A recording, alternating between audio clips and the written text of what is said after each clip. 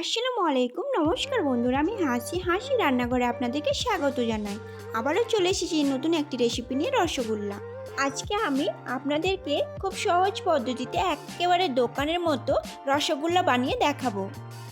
এই ভিডিওটি যে কেউ দেখে একেবারে দোকানের মতো রসগোল্লা বানাতে পারবেন।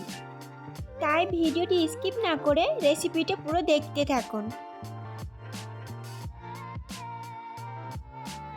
আমি এই রসগোল্লা বানানোর জন্য 1 লিটার মতো দুধ নিয়েছি।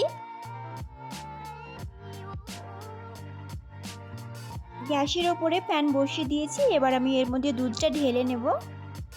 দুধটা ফুটতে শুরু করেছে। এখন আমি 1 চামচ মতো লেবুর রস দিয়ে দেব ছানা কাটানোর জন্য। আমার ছানা কাটানো হয়ে গিয়েছে, দেখতেই পাচ্ছেন কি সুন্দর হয়েছে ছানাটা। এখন আমি ছানাটাকে একেবারে ভালো করে মেখে নেব। যতক্ষণ না সফট হবে ততক্ষণ মাখতেই থাকবো, কিন্তু অতটা চেপে চেপে মাখবো না। ছানাটা মাখা একেবারে সফট হয়েছে, এমনকি তেলও ছাড়তে শুরু করেছে। এখন আমি একটা একটা করে রসগোল্লাগুলোকে বানিয়ে নেব। আমার সব রসগোল্লাগুলো বানানো হয়ে গিয়েছে। আমি আগে থেকে গ্যাসের ওপর সেরা বানানোর জন্য বসিয়ে দিয়েছিলাম।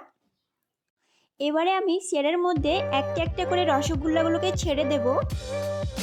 এখন রসগোল্লাগুলোকে সিদ্ধ হওয়ার জন্য 10 মিনিট মতো ঢাকা দিয়ে দেব। এই দেখুন বন্ধুরা, মিষ্টিগুলো ফুলে কত বড় বড় হয়ে গিয়েছে। দেখুন বন্ধুরা, আমার মিষ্টি বানানো পুরো রেডি হয়ে গিয়েছে। বন্ধুরা, আমার ভিডিওটি ভালো লাগলে কমেন্ট করে জানাবেন, আর নতুন হয়ে থাকলে সাবস্ক্রাইব করে দেবেন, পাশে থাকা বেল আইকনটি প্রেস করে দেবেন। এখানে ভিডিওটি শেষ করলাম। আল্লাহ হাফেজ।